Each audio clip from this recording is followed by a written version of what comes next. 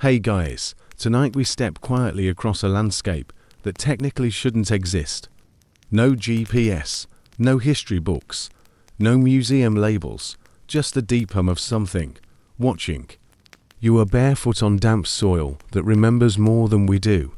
In your hands, a brittle scroll flickers between crumbling pages and pure light. It bears a name you don't recognize, not at first. Enoch, not a king, not a conqueror, just a man who walked with angels and didn't die.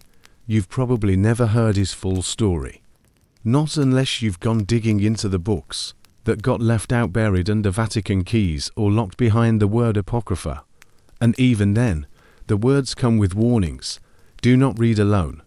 Do not take literally. Do not ask questions naturally. You're going to read it. So, before you get comfortable, take a moment to like the video and subscribe, but only if you genuinely enjoy what I do here. And tell me in the comments, what time is it where you are, and where are you listening from now? Dim the lights, maybe turn on a fan for that soft background hum, and let's ease into tonight's journey together. You begin in the dust, not just metaphorical dust, literal, primordial grit. There are no empires yet, no gods with temples, no men with kings, just watchers and silence. This is before history begins. And somehow, that's exactly where the Book of Enoch starts. You're walking through the earliest chapters of the world, and even the air feels thinner. Something in your lungs knows this isn't quite Earth as you know it. Something older is breathing here.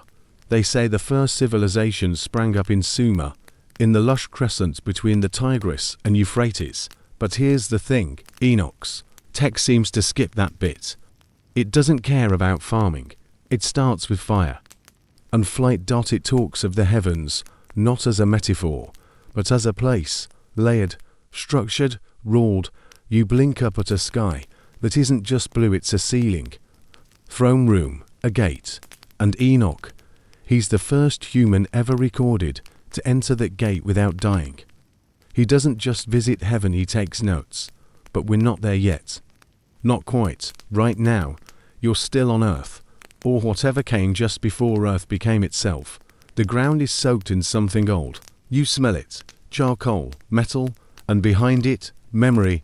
You're not alone. To your left, someone crouches by a stone tablet, chipping something in with sharp bone. They are not Sumerian. They are not Egyptian. Their name is lost. But the shape they carve is unmistakable. Wings. Historians still argue whether these depictions of sky beings in pre-literate societies were symbolic, hallucinatory, or just very literal misunderstandings of meteorological events. You watch as another figure appears, taller, more defined. His head glows with something not quite hair, not quite flame. He speaks in a voice you feel in your bones, not words, geometry, patterns, the math of divine. You're witnessing what the Book of Enoch hints at in almost every line. We were not alone at the start, and we were not ready. The Watcher's angels, according to Enoch, had stations in the sky, but they looked down, and what they saw in us sparked more than curiosity. One by one, they began to descend. The scene dissolves and reforms. You're now near Mount Hermon, long before maps gave it that name. 200 of them, Enoch says, and they make a pact not with God, but with each other. They want to teach, they want to take, they want to be more than watchers, but that's for later. Right now, you're watching a man not glowing, not winged, just a man, writing.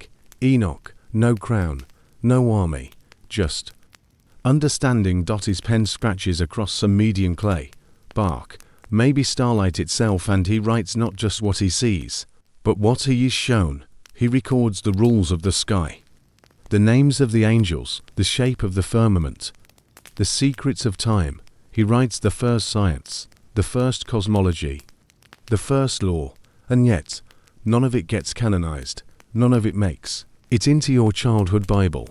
Enoch's books go underground, literally, in caves, deserts, or monasteries. The only traditions that keep them alive are Ethiopian, hidden from the West for centuries. The funny thing, Enoch's stories read like modern science fiction, portals, dimensional layers, beings of fire and wind, and instructions how to move between the layers. You probably won't survive this journey, just to be honest. But then again, Enoch didn't either, because to leave Earth and return is to be different, and he was. He was not killed. He was not buried. He was taken. And as you stare at the first flickering traces of human memory, scorched into stone and starla, one thing becomes painfully clear. We didn't build the first civilization. We inherited it. The ground beneath you pulses, not like a heartbeat, more like something waiting to wake up. And the book in your hands burns a little brighter. You don't remember falling asleep, but now you're somewhere else entirely. The edges of the world have blurred. The light is wrong, pale, cold, silvery. Trees sway above you, but they're not trees. They're pillars, and between them, figures, tall and still, with faces too perfect to be human, too sad to be anything else. You're in the land of the Watchers. Enoch called them angels. Not the harp-playing, wing-flapping kind from greeting cards, but sentient, radiant beings with names, like Azazel, Semiosa, and Serial. They were not supposed to be here. You're told they were stationed in the heavens to observe. Nothing more, no interference, no contact, but they looked down. They saw humanity not as a primitive experiment, but as beautiful, curious, worth the risk. And that's when everything begins to unravel. You stand beside Mount Hermon.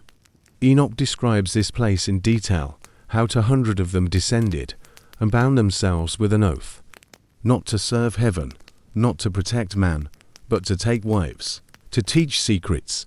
You probably know this part if you've ever peeked into the weirdest corners of ancient theology. They don't just fall from grace, they fall in love. And that, apparently, is the bigger problem. They teach humanity things. We were never meant to know. How to read the stars, how to craft weapons, how to use makeup. Yes, makeup. Enoch says one of the first divine transgressions was teaching women how to beautify themselves. Some historians argue whether this passage reflects real events or just a very old man yelling at eyeliner. But either way, it's in the book, and suddenly, everything speeds up.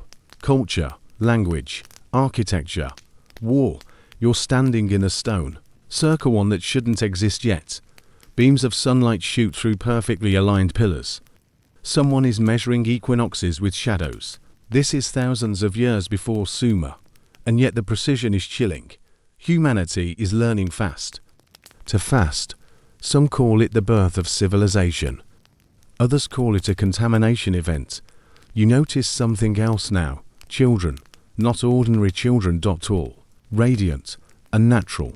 These are the Nephilim, the offspring of angels and women. Their bones are scattered across myth and desert, giants, demigods, titans.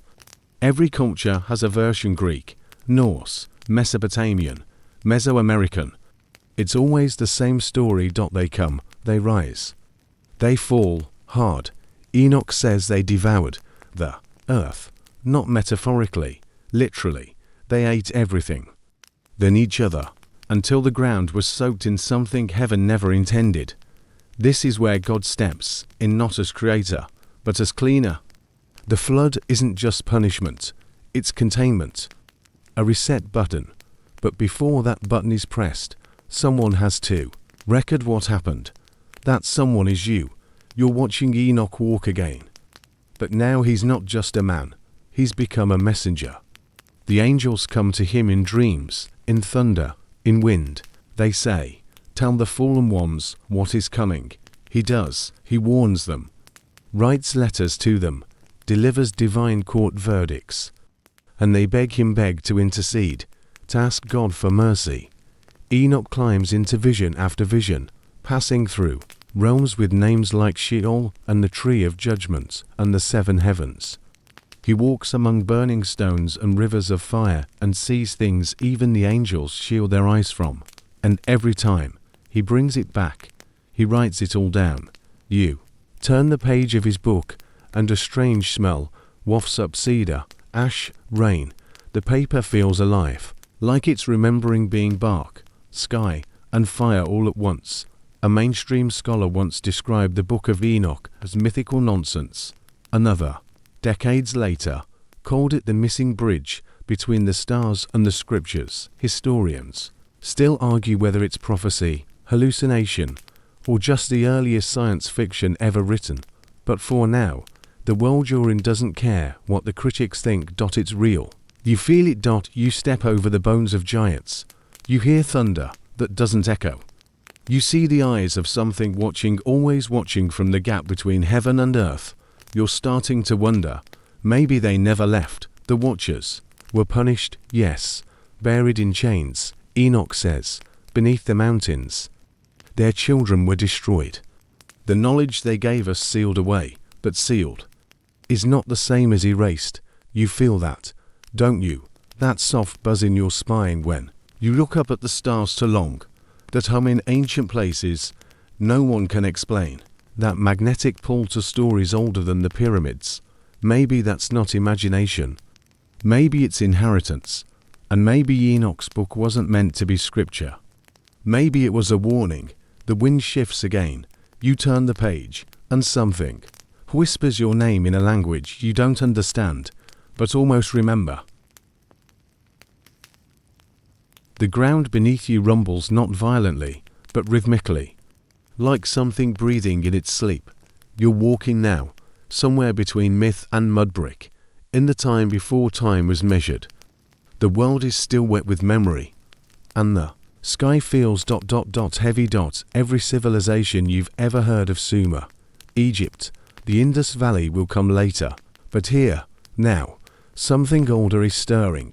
You look up, not at clouds, not at stars, but at stories, giant ones, cast in stone, carved into hillsides, buried beneath deserts. Some with 6 fingers, some with elongated skulls, some with names you were never taught in school, and some with no names at all. These are the Nephilim, yes, but also the Anakim, the Rephaim, the Titans, the Mbori giants, the Tlaloc children. Different continents. Same story. They were tall, they were powerful. They weren't supposed to be here. Some say they built the megaliths. Others say they were the megaliths buried upright, ossified, still dreaming beneath our cities. And Enoch, he saw them before the fall. You follow his footsteps through visions, towering figures teaching humans how to manipulate roots, how to call lightning, how to shape metal like clay. You pause at the foot of a massive obsidian obelisk. It's humming. Light trickles out from impossible seams. Was this a temple? A tomb? A transmission tower? Historians still argue whether structures like Göbekli Tepe, Baalbek, or the Serapeum in Egypt were ceremonial sites or the aftermath of something far more celestial. But back in Enoch's day, everything was a symbol, and nothing was just for show. You move toward a fresco, a wall painting so old, the pigments no longer have names. It shows a woman birthing something too large for her frame, her face frozen between awe and terror. Beside her, a being with many eyes cradles a book that glows from within.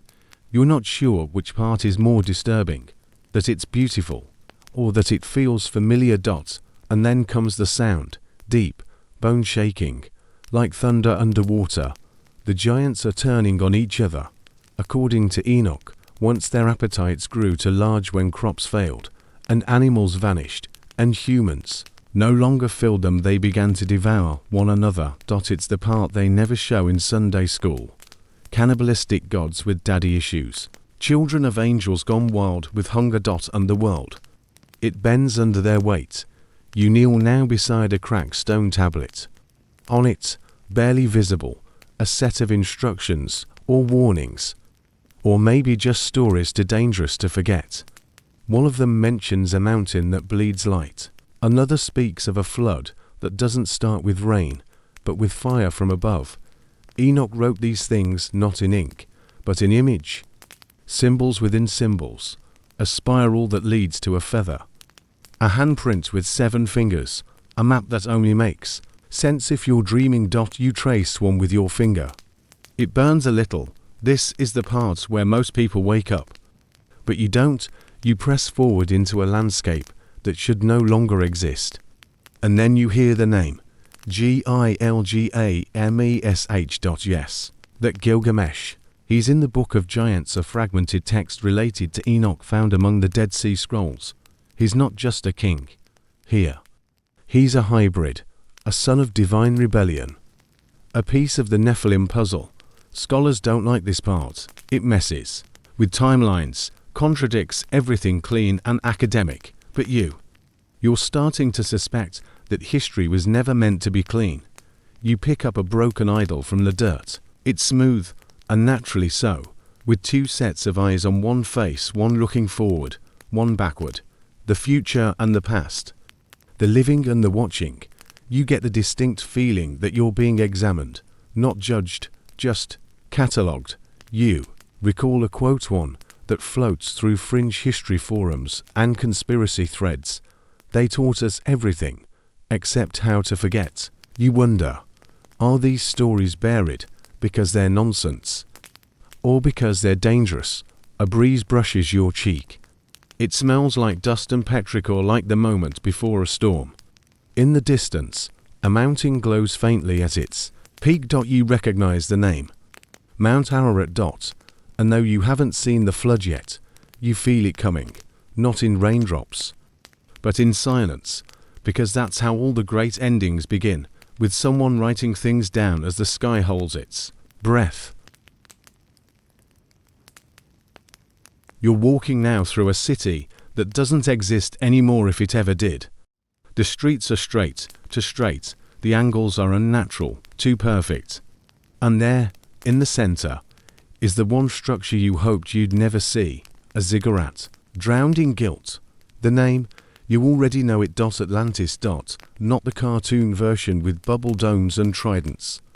This one is made of black stone and whispering wind. It smells like salt and regret.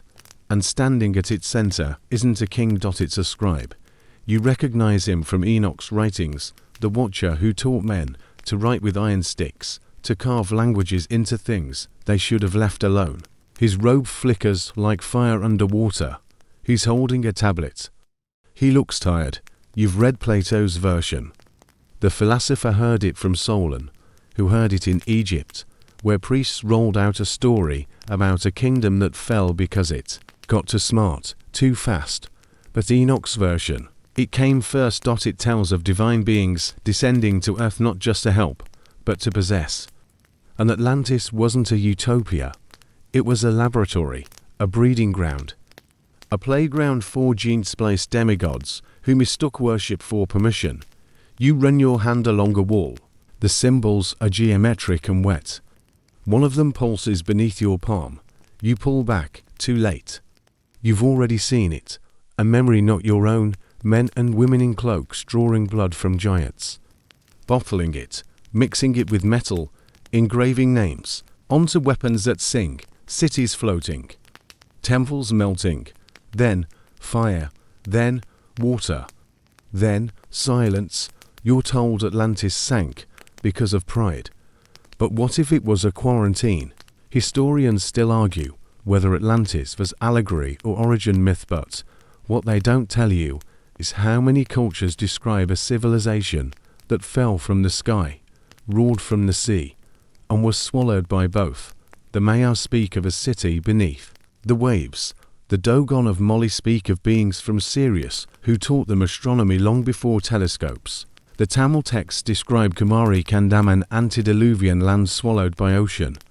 The Hopi remember Palatquapi, the red city that burned from within, different names. Same drowning. And the Book of Enoch. It never names Atlantis, but it describes it, chapter after chapter, a kingdom ruled by beings who descended in the days of Jared, who taught men forbidden arts, who defiled not just women, but animals and even the earth itself. You pass by a sculpture half buried in silt. It's a hybrid creature, part eagle, part man, part machine. Its eyes are polished, reflective. You look in, you see yourself. You see someone else behind your eyes. They're watching. Still, there's a reason Enoch was taken. Not killed. Not martyred, taken. Lifted from earth. Maybe to keep writing.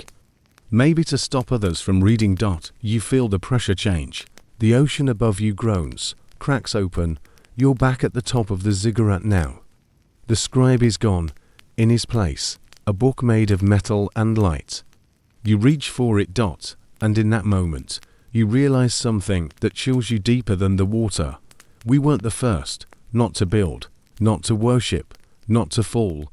You think of Babel, of Sodom, of Babylon. You think of nuclear craters in the Indus Valley. You think of glass deserts in Libya.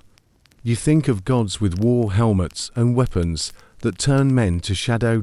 And now you're wondering, did Atlantis fall because it failed? Or because it succeeded? The book closes, not in sound, but in breath, like an exhale that's lasted 12,000 years, and when it does, the city around you collapses, not in ruin, but in withdrawal. Like something realizing it was seen, and choosing to sleep again, you're left standing alone on the seabed, dry somehow, watching bubbles rise where a civilization once played God. You don't know what's worse, that it's gone, or that it might still be there, waiting. You're walking uphill now, but there is no hill. Only stairs cut into nothing, rising through mist. Your legs ache, not from exertion, but from memory, someone else's memory. The kind that lingers in the marrow. Above you, a ladder carved into the stars. Below you, earth hums, old and unsettled. You reach a plateau. It's not a mountain. It's a platform, artificial, precision cut. The stone is older than the trees. It's older than trees should be. There are no tool marks, no chisel could have done this. You're in Baalbek, Lebanon, but also Teotihuacan, Mexico. And for a flicker, Göbekli Tepe, long before agriculture, before pottery, before history admits humans had thoughts, you turn. There's a creature on the edge of the platform. It has eyes like polished onyx and limbs that don't end where they should. Its skin is the color of mercury, not silver mercury, liquid and still. It watches you, and suddenly the texts from Enoch aren't texts, they're warnings. Inventory lists, reports, and they took wives for themselves, and each chose for himself one, and they began to go into them, and to defile themselves, and to teach them. You've seen the list: metalworking, cosmetics, enchantments, astrology, root cutting. The Watchers weren't just rebels, they were professors. They brought blueprints. You glance at the sky. There are stars missing. One returns. And now you're thinking about DNA. You're thinking about that strange twist, how human chromosome 2 is a fusion of 2 8 chromosomes. As if by splicing, editing. Scientists call it a natural accident, but you're standing on a platform built by hands that may not have been human. And you remember the phrase from Enoch: they begot giants, not metaphor, mass, height, bone density. The kind that leaves skulls in caves, that vanish after being examined. The kind that left thigh bones in Ecuador. The Smithsonian never returned. Historians still argue whether this giant race was ever literal, but in hushed tones, they whisper about the Nephilim, the children of angels and humans, the mighty men of old. You hear it now, not sound frequency. This is what the Watchers taught, too. Not just writing or war, but resonance, the tuning of stone, the geometry of tone, the hum that could lift massive blocks as if gravity asked politely. And that's what you're standing on. A forgotten note, a frozen frequency. The ground beneath you vibrates, just a little, like something remembering. You picture ancient humans, bronze-skinned, barefoot, wide-eyed, being shown how to build with numbers, not tools. How to draw power from shapes. How to turn sacred math into shelter. Not temples, transformers. And then something changed. Something. Crossed a line, because even the stars have laws. You stumble now, nearly falling.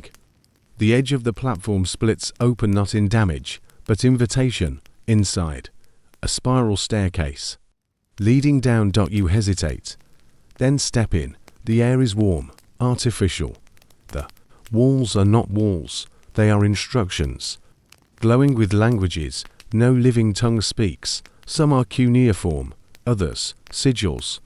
Some look eerily like circuit diagrams. You pause at one. It's a double helix, flanked by eyes. Human, reptilian, avian, all watching. You keep going. The staircase ends at a small chamber. In the center, a pedestal. On it, something wrapped in leather. You open it. Slowly, a codex, older than any scroll. Each page is etched, not written, with tools that left no marks. And at the top, a name. Azazeel. You know it from Enoch, the chief offender. The one who taught men to make weapons, the one blamed for war. The one chained in darkness until the great day of judgment. But this looks like his notes. His remorse. Or maybe his warning. You close the codex. The chamber responds, lights dimming, wind returning. As if it too is tired of remembering. You ascend, slower now. The platform above is empty. The creature is gone. The sky is darker. You're beginning to understand. The Book of Enoch wasn't a myth. It was a record, a crime scene, a curriculum, a countdown. And the worst part, we didn't stop reading. You wake up inside a ruin that shouldn't exist. Not because of what it looks like, columns, shattered lintels, a fallen archway half swallowed by vines, but because of where it is and what it knows. This isn't your first ruin. You've walked through dusty ziggurats and waded through modern cenotes. But this place, it predates timestamps. It's the kind of ruin that shouldn't have survived the Ice Age, because it shouldn't have been built before it. But here it is, hidden behind a South American waterfall, or maybe buried under Saharan dunes, once thought barren. The air smells wrong to metallic, to familiar. You glance at the wall. There's no graffiti, just perfect circles carved in basalt. Not chiseled, no marks. Smooth as lenses, and just like that, you remember the Dropa stones, the Baghdad battery, the Antikythera mechanism. All those oddities that museum docents shuffle past with awkward laughter. Probably ritual use. They say that old fallback, but rituals don't need gears. Rituals don't require quartz resonance. You step deeper into the ruin, and it's not crumbling, it's incomplete. Not destroyed, abandoned. Pause. Because maybe the builders were interrupted. A flash of déjà vu hits you. You've seen this floor plan before. In Angkor Wat, in Cusco, in the underwater anomalies off Yonaguni. You trace the layout in your mind. The same 12-node grid, the same solar alignments, the same obsession with cardinal directions and celestial events. Historians still argue whether ancient civilizations developed these things independently, or if there was some kind of lost mother culture. But that word independently starts to feel like a defense mechanism, because let's be honest, you can only call it coincidence so many times before the coincidences start looking like infrastructure. And that's the word that sticks. Infrastructure. You start thinking less about gods and more about engineers. Less about temples, more about interfaces. Maybe these weren't worship sites. Maybe they were reactivation points or gateways. You run your hand across a stone wall. The fit between blocks is tighter than your fingerprint. No mortar, no gaps. Not even a breath of dust between them. You remember Puma Punku. You remember the Coral Castle. You remember how no modern crane could move what these primitive people apparently shoved around in sandals. Unless they weren't moving it. Unless they were singing it. That whisper comes back, the one from the stairwell. Last section. Not a voice. A tone. Low and slow. Like Earth humming its original password. And then the ruin responds. Not with light. Not with tremors, but with a breeze.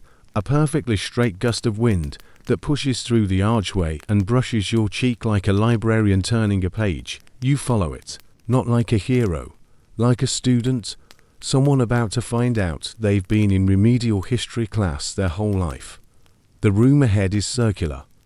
12 niches, 12 symbols, 12 constellations. But not the ones you know, they're older. They feel lived dash in dot, and in the center, a pedestal, again, but this time, it holds not a book, not a relic, a mirror, not reflective glass. Something deeper, liquid and still, you lean in, and for just a breath, you don't see yourself. You see a city, floating. You see fire, not smoke, lights, not torches. You see motion faster than anything you've seen, but not chaotic, rhythmic. And then, faces. Tall, elongated skulls, not monstrous, serene, and sad. You blink. It's gone, but it stays, because maybe Enoch wasn't the only one who was taken. Maybe whole cities were, whole civilizations, not destroyed but stored, like files in a cosmic archive. And the mirrors, not vanity. Windows. You step back, you don't touch it again, because something about it feels like a choice, and you're not ready, not yet. You leave the ruin as you found it, silent, waiting. And you understand now why so many cultures buried their cities when they fell. They weren't hiding shame. They were protecting the blueprints. Waiting for the next you to stumble in and ask the only question that ever mattered.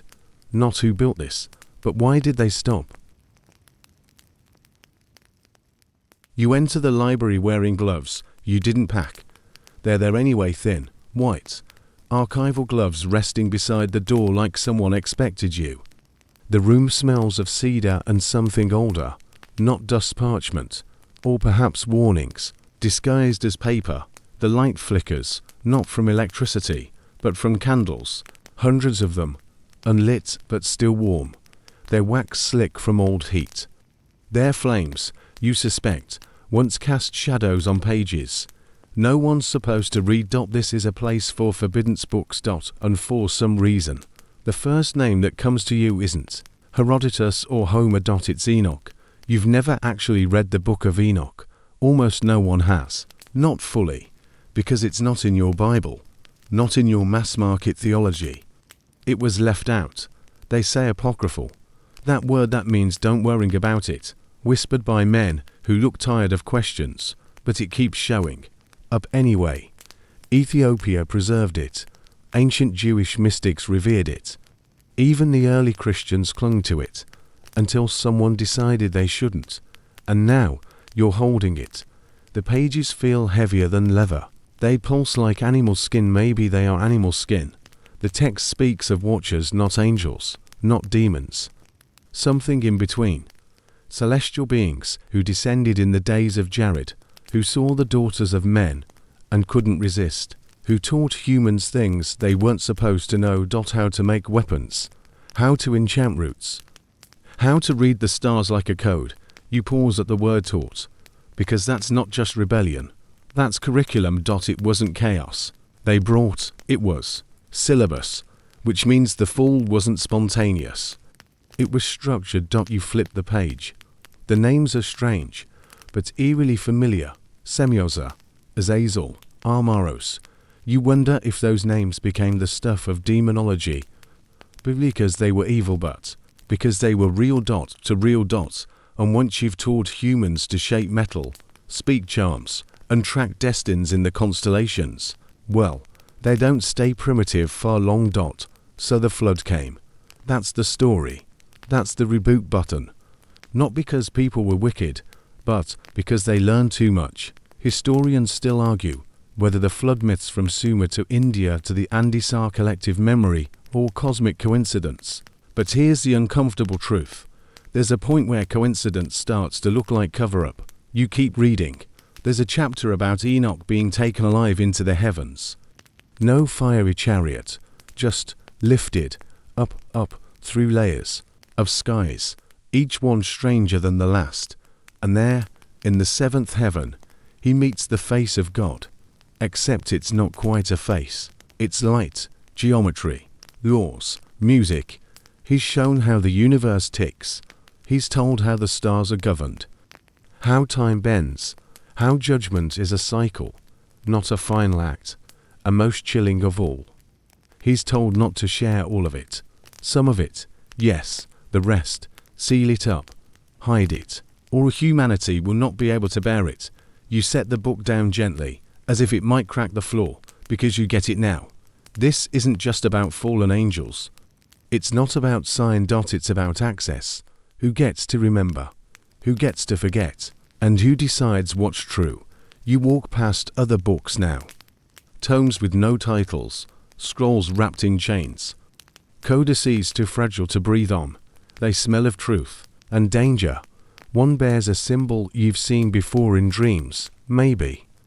Or crop circles. Another hums when your fingers pass near it. You don't open them. You're not ready, but you realize this. The Vatican isn't the only one with a secret library. Every ancient temple, every underground ruin, every monastery with a weathered bell has one. A place where knowledge was buried, not lost, not burned, not destroyed, just hidden. Until someone would come back. Put on the gloves, turn the pages. And finally ask the question, what if the war in heaven was actually about us? You exit the library with fingers that still feel warm from the page. It's night now, or maybe just darker. The sky looks less like a sky and more like a dome, not metaphorically. You actually start to wonder, because something is watching you from above, not like stars or satellites, but like old eyes that remember too much. Eyes that were once drawn on Sumerian tablets, on Egyptian ceilings. On the back of a $1 bill, you walk toward a silhouette in the sand. It's a pyramid. But not the pyramids, not Giza, not Teotihuacan, not Nubia. This one is buried, halfway beneath layers of wind and silence. The stone is blackened, almost metallic.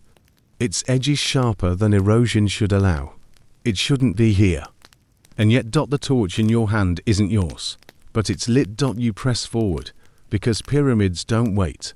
And deep inside, after the sand narrows into holes, and the holes lean into throat-like tunnels, you find the chamber. No gold, no sarcophagus, just a light, and within that light, a map. Not one drawn in ink, but in beams. Glowing lines traced in the air, geometry suspended in breath.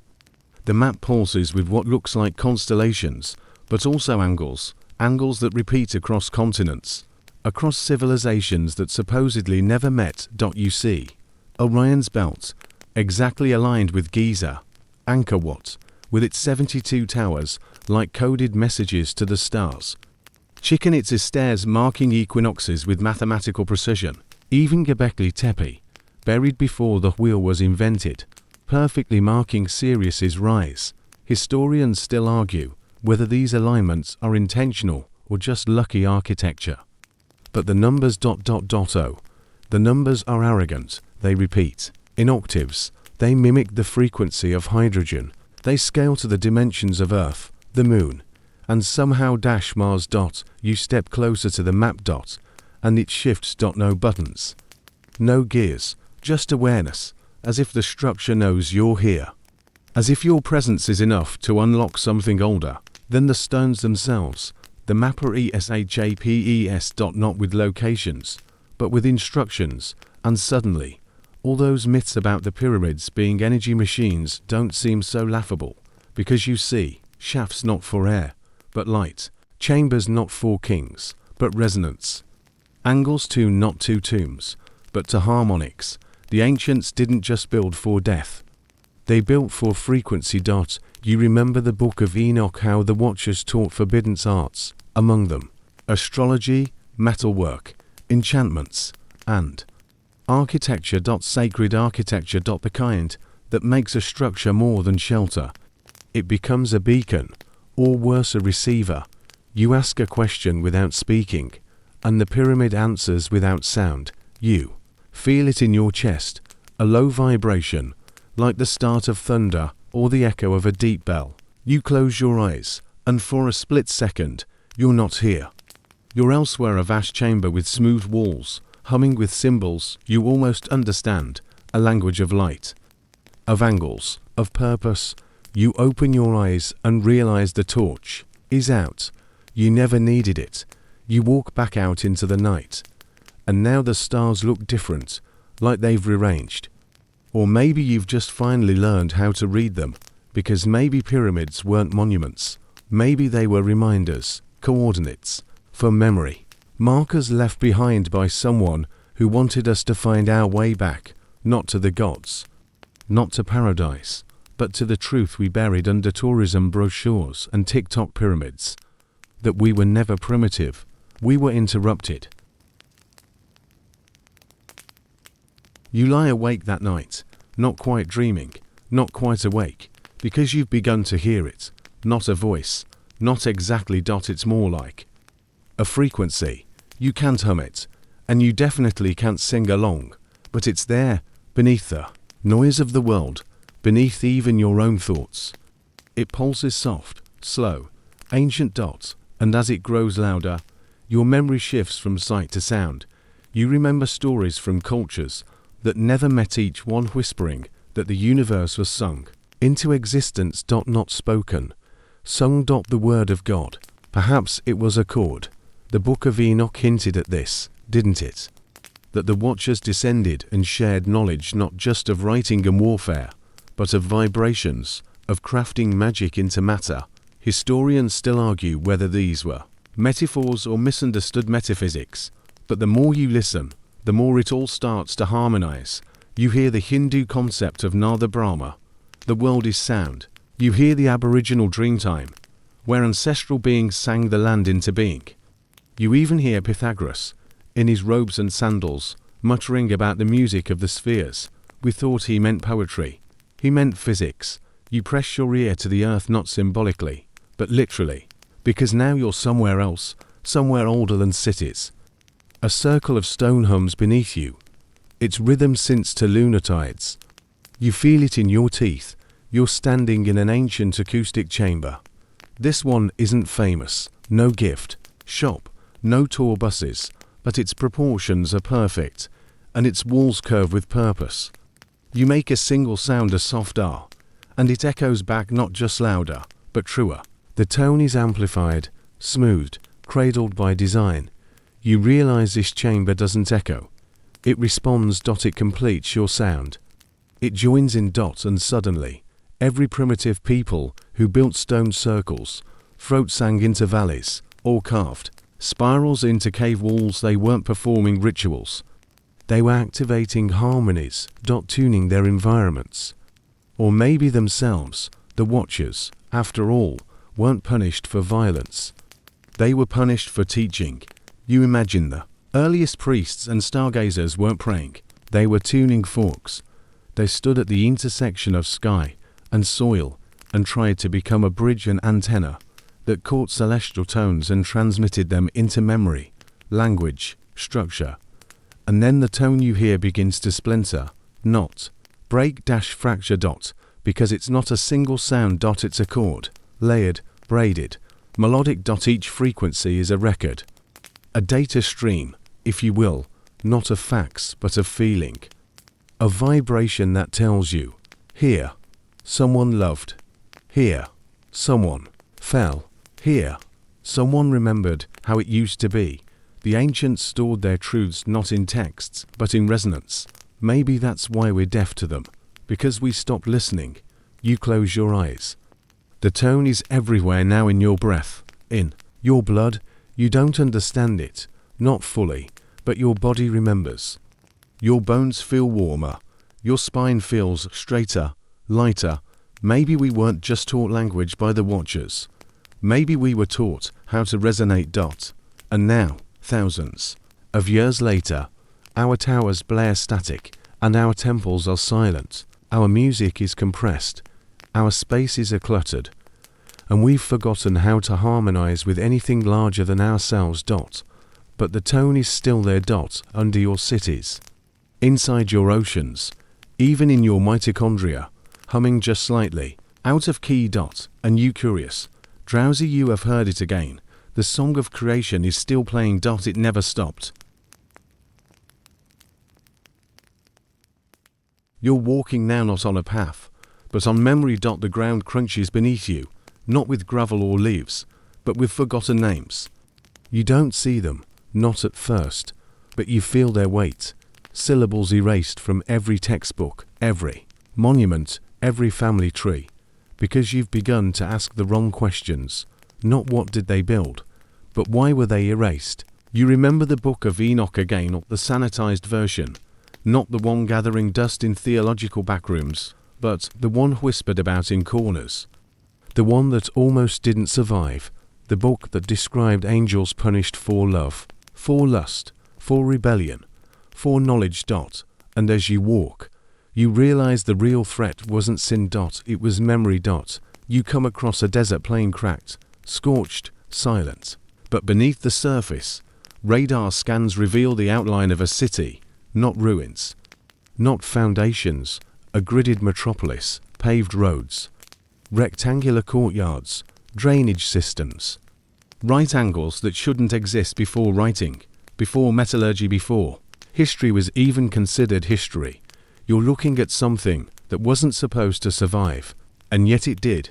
Historians still argue whether the lost city of Zazura, whispered about in North African texts, or the mythic Uber, swallowed by desert sands, ever truly existed. But what if they weren't destroyed by climate or war? What if they were buried on purpose? You crouch down and brush away dust from a flat stone, no carvings, just pressure lines, as if it was once part of a machine, or a sensor, or something else entirely. You remember how Enoch was taken by the angels, not killed, not condemned, but removed from earth. Not for punishment, for preservation, because some knowledge had to be hidden from us until we were ready, or until we forgot what we were looking for. You stand and gaze at the horizon, and suddenly the world looks layered, not vertically, horizontally. Like sheets of memory, like different edits of the same planet. You begin to see faint traces of structures that don't appear on satellite images, roads that connect cities we never found, patterns in mountain ranges too perfect to be chance. It feels like a glitch, or maybe a reveal. And then it hits you. What if Earth isn't just one story?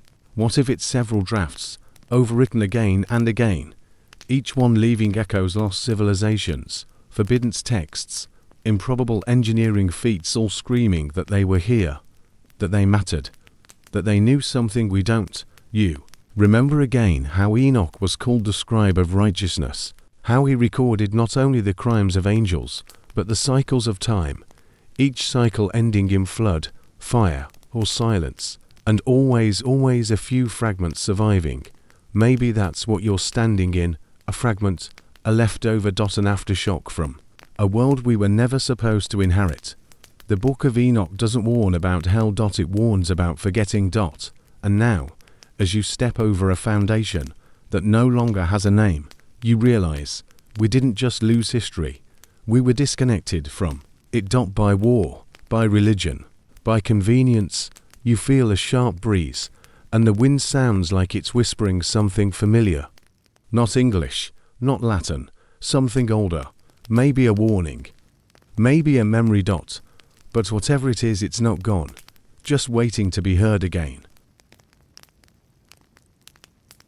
You find yourself drifting now, not walking, not floating, but something in between. Time feels thinner here, like a fabric you can almost see through. And behind it, a shape is forming. No, not a shape, a pattern. You're not in a city, you're in a code. Lines of lay energy web across the landscape. They don't just connect ancient sites, they bind them. The pyramids, Stonehenge, Angkor Wat, Teotihuacan, each built on coordinates that hum with invisible purpose. The precision isn't accidental. It's orchestration. The Book of Enoch describes the heavens in grids and gates, 12 divisions of space, 7 stars that must not deviate, doors for the sun, for the moon, for the winds. It sounds poetic until you remember that this was written long before astronomy should have existed. Historians still argue whether Enoch's cosmic map was metaphor or madness, but standing here now, with your feet in the grass, and your pulse sensing to some deeper rhythm, You begin to wonder if it was a blueprint. You pass by a structure that doesn't look ancient at all. Smooth lines, no erosion, almost new. But it hums like the others. It sits perfectly on the grid. And it's not marked on any map. You place your hand on it and the material is warm. Not metal, not stone. Something else. Something that remembers. The vibration beneath your fingers isn't random. It pulses when intervals, mathematical, musical, cyclical. You're touching a metronome for the planet. You take a step back and realize all of it, the monuments, the myths, the mathematics wasn't worship. It was maintenance. Tuning forks for Earth's own frequencies. Beacons not for us, but for them. The Watchers, the Anunnaki, the Nephilim, call them what you like. The names don't matter. The signal does, and it's still transmitting. You sit down, not out of exhaustion, but reverence, because this isn't just a grid, it's a nervous system, and we've been numb to it for thousands of years. But what if the signal's growing stronger now? What if Enoch's prophecies, his warnings about cycles, floods, stars going off course weren't allegories? What if they were timers, and one of them just clicked? You look up, and for the briefest moment, the stars don't look random, they look aligned.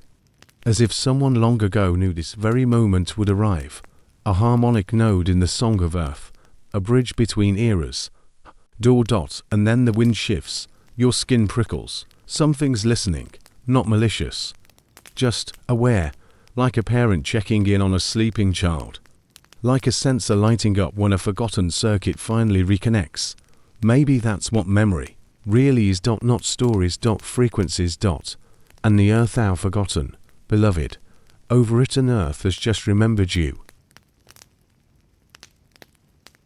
You blink and the stars above you begin to move, not fast, not chaotically, but with intent, like chess pieces.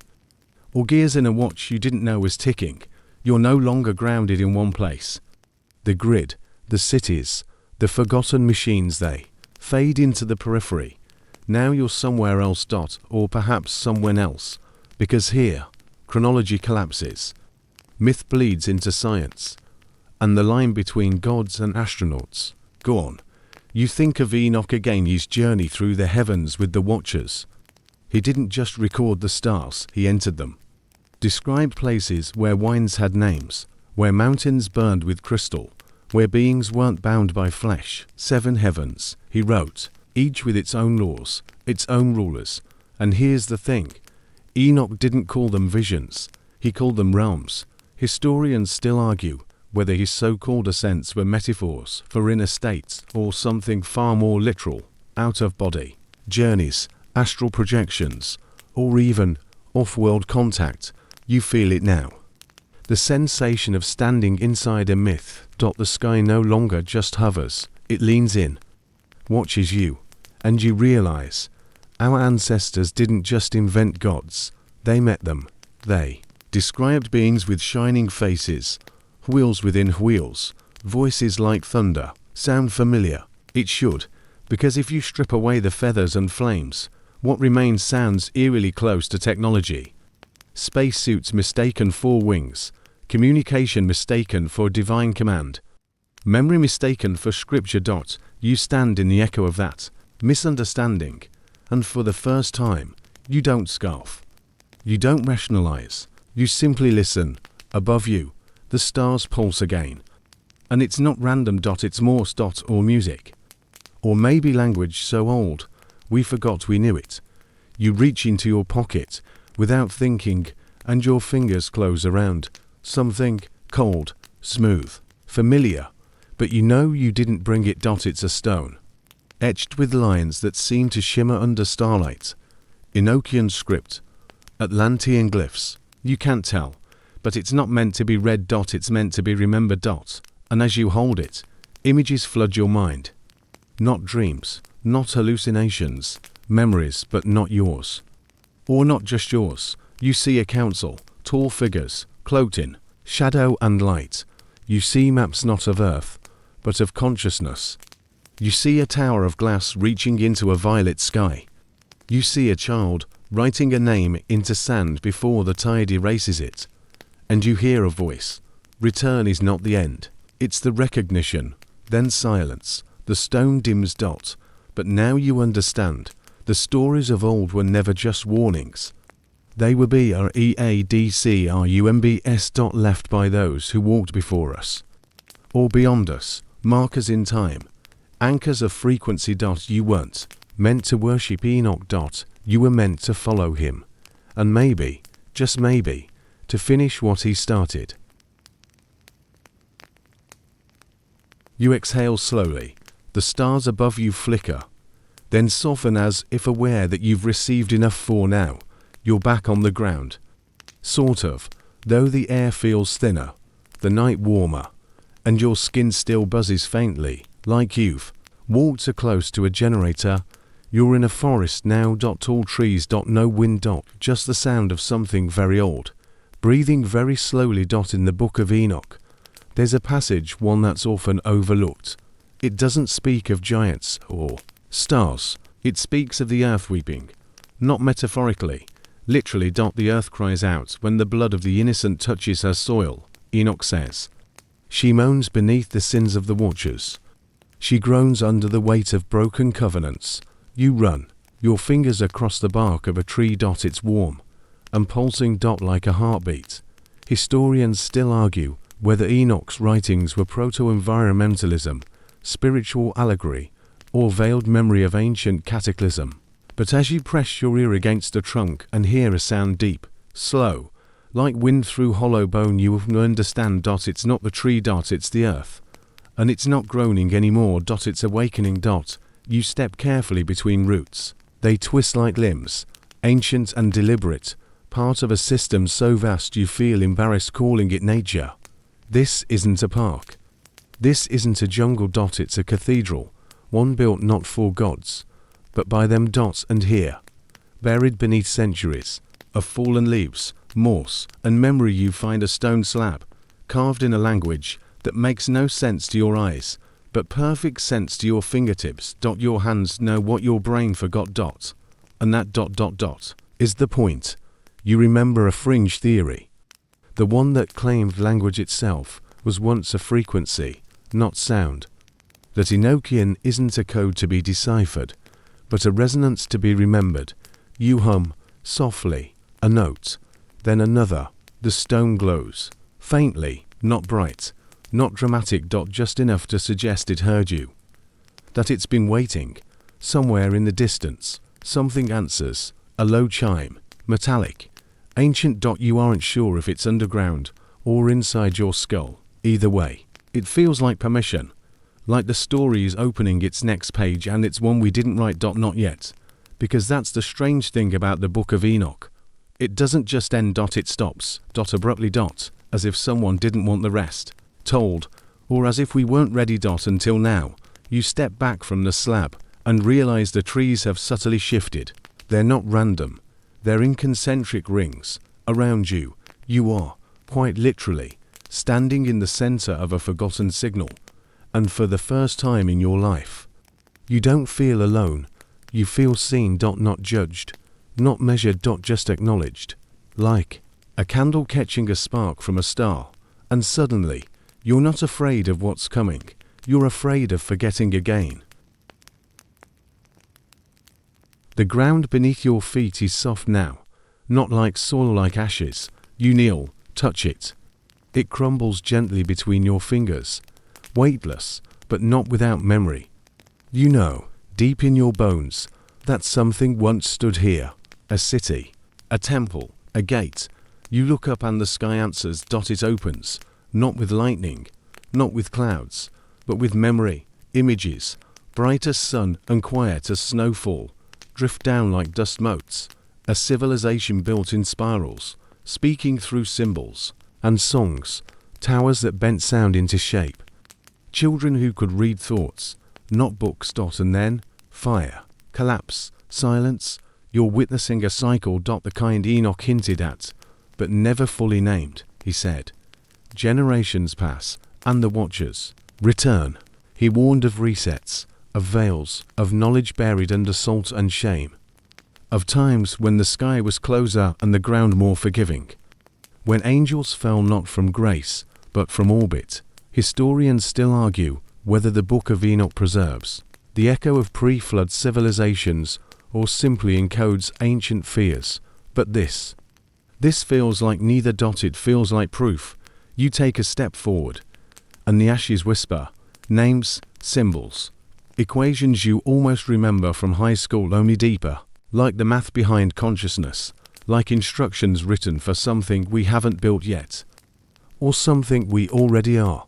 You glance to your right. A single arch stands alone, half buried, obsidian black, warm to the touch. It hums softly. You run your hand across it, and words not in English, not in sound, rise into your awareness. All beginnings are returns. You don't understand, and yet you do, because it's happening again. Whatever it was, whatever they were warning about, hiding from, preparing for, it's not ancient anymore. It's next. And this time, we don't have scribes like Enoch. We have satellites. We have AI. We have a world stitched together with invisible code and visible fracture.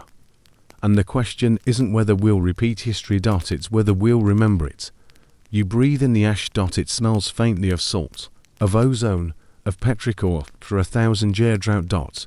And somewhere inside you, something clicks. Not fear, not awe, but readiness. You're no longer walking through a story, you're walking into it. And the gate, it's not locked, not anymore. You step through the arch. There's no flash, no portal, no cinematic swirl of stars, just a breeze. Cool, dry, like memory brushing against your cheek. You're standing in a vast plain now, flat, endless, featureless except for one thing, a massive book.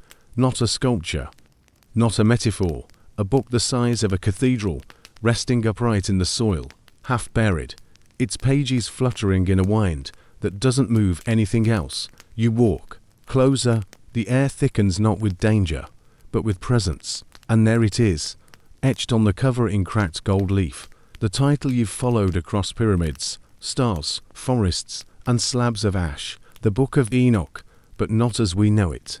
This one is full. No missing chapters. No redacted verses. You reach out. Your fingers press into the cover. It's warm. It hums with something alive. You open to the first page. There's no ink. Just moving light. Symbols rising and sinking like fish in clear water. Each character is alive, changing slightly with your breath, your thoughts, the rhythm of your heart.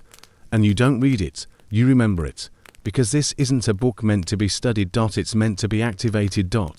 And as the pages turn on their own, you see what came before the stars, the watchers, the cities, the cataclysms. You see what came after the edits, the censorship, the silence.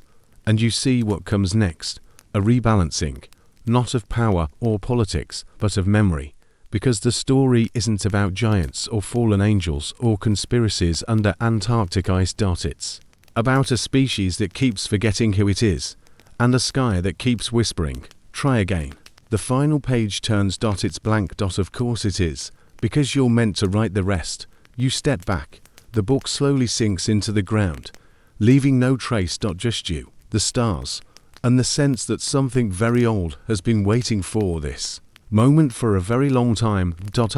And now, the air quiets.